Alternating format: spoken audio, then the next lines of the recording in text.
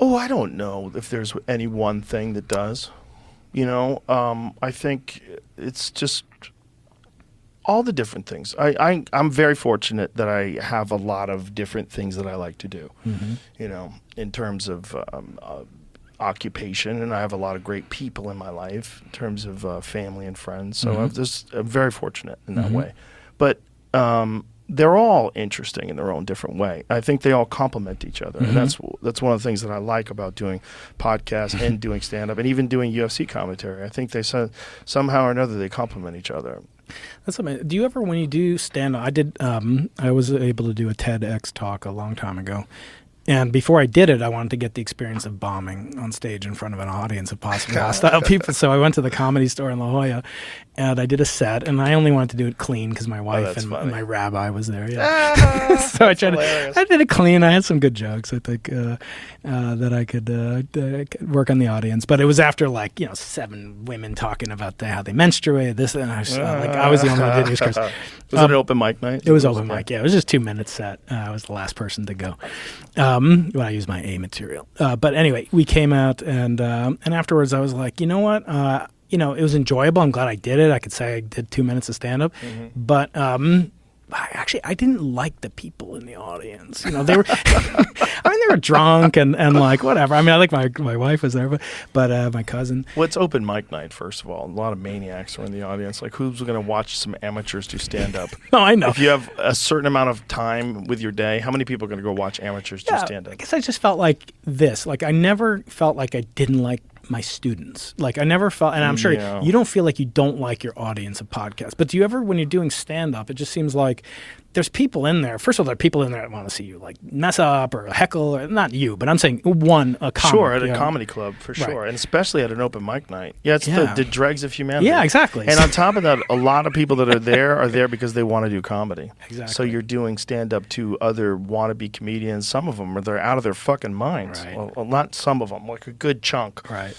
Yeah. And I guess the last couple of podcast questions, if you'd indulge me on them. So, when I think about, the kind of animating impulse for me to do what I'm doing and trying to do, hardcore science and keep people interested and engaged and give the public some ROI and their money that supports my salary. I'm a public, I went to public college, schools. I went to I teach at a public school. When I think about it, it's difficult to get a sense of pleasing your audience and then also doing legit science, and I think finding that balance for me, that is hard for me, and I don't know, obviously one solution is stop podcast. I'm not going to stop being a scientist because it's who I am. It's physically written into my DNA almost. Why would they be incompatible? I guess, it's I could always be doing real science. I could always be, for every hour I'm reading a book of a guest that's coming up, I could be doing an hour with, in the laboratory. And so, right, but don't you, we've already talked about that what you're doing is very beneficial, and you think that that's actually part of what scientists should be doing. I think they look down on it. Right. Some of them look down on that? Yeah. Yeah, don't listen to them. Fuck those people. There's always going to be people that are purists, and there's always going to be people that have negative comments. Yeah. You should only read so many things that people have said about your work. Yeah. And I think you get to a certain point in time when you're oversaturated and then you get overwhelmed. And I see that happen with a lot of people. I see that happen with a lot of people that come from academia and then they get into podcasting and they get overwhelmed, and it's very disheartening. Yeah. But you're just dealing with insane numbers. So of course you're going to have a lot of negativity. Yeah. There's no ways around that. It doesn't matter what you talk about. Yeah. I've seen some of the most fucking insane takes on some of the nicest people ever.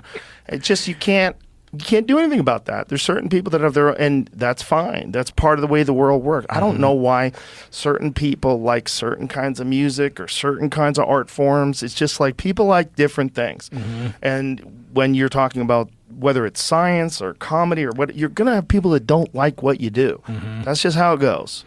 And if I could do my last question, because I'd love to have you on my podcast, but I don't know if that's ever going to happen. So we're going to talk about aliens the entire time. I would love it.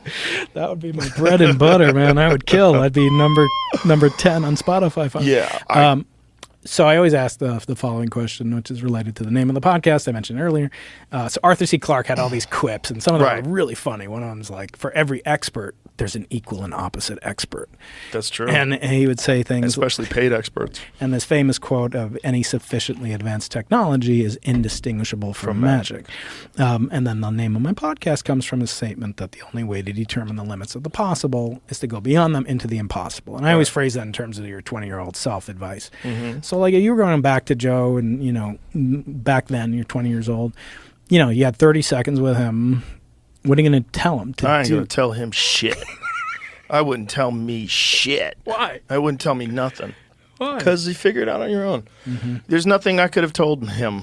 Yeah, you need life, and you need a bunch of people that you interact with, and you learn, and you keep absorbing information, and you keep trying to do a better job at being a human being, and you get better. But you're going to have to go through it. There's not a goddamn thing I could say to my 20-year-old self, like, wow, this is the magic thing. Like, it doesn't exist. It doesn't exist. It's a grind. It's not like a Willy Wonka golden ticket. The life is a grind. It's a great grind. It's a lot of fun. And if you have a lot of fun friends, you can really enjoy it. But progress comes incrementally with a lot of fucking work, and you're going to have a lot of heartache, and there's going to be a lot of heartbreak, and there's going to be a lot of disappointment,